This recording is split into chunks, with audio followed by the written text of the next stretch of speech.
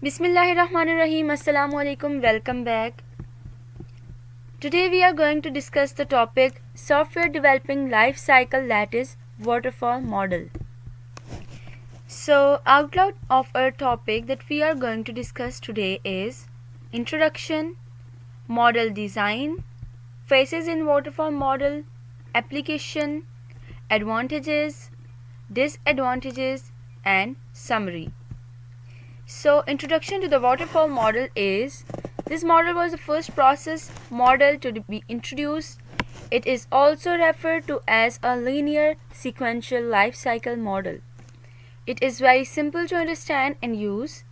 In a waterfall model, each phase must be completed before the next phase can be begin, and there is no overlapping in the phases. The waterfall model is the earliest software developing life cycle approach that was used for software development.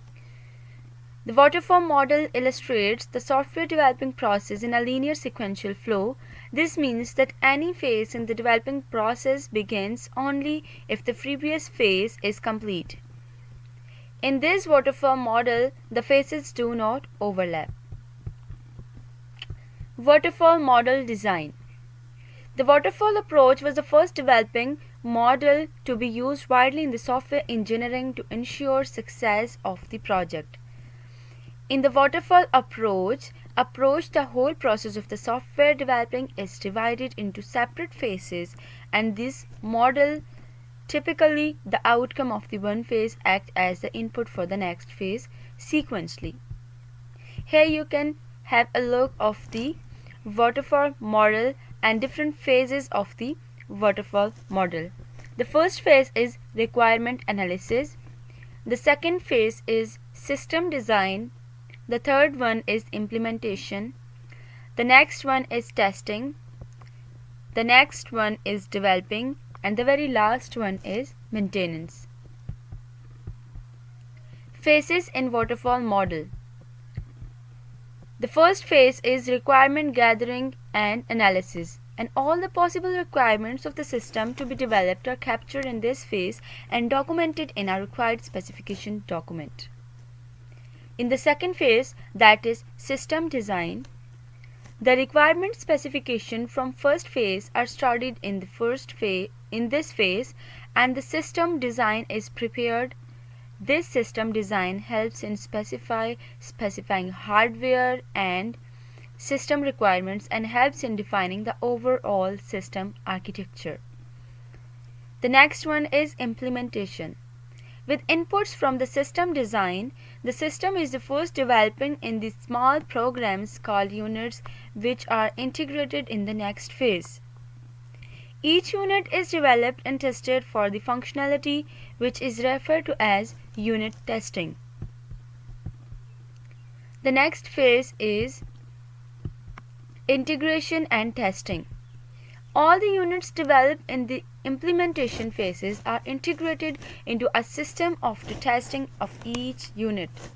Post-integration, the entire system is tested for any faults and failures.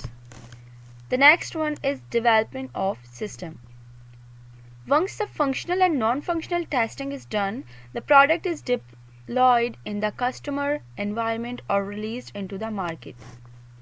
Maintenance. There are some issues which come up in the client environment. To fix those issues, patches are released. And also to enhance the product, some better variations are released. The maintenance is done to deliver these changes in the customer environment. Waterfall model application.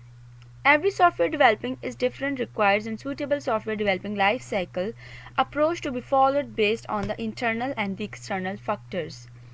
And some situations where the use of waterfall model is more appropriate are: requirements are very well documented, clear and fixed. Product definition is stable. Technology is understood in the not dynamic. There is no ambiguous requirements. Ample resources with required expertise are available to support the product. The project is short. Waterfall model advantages. It is simple and easy to understand and use, easy to manage due to rigidity of the model. Each phase has specific deliverables and a review process. Phases are processed and completed at a time. Works well for smaller projects where requirements are very understood. Clearly defined stages, well understood milestones, easy to arrange tasks, process and results are well documented. And some disadvantages of waterfall model are: no working software is produced until late during the life cycle, high amounts of risk and uncertainty, not a good model for complex object-oriented project, not suitable for the projects where requirements are at a moderate to high risk of changing.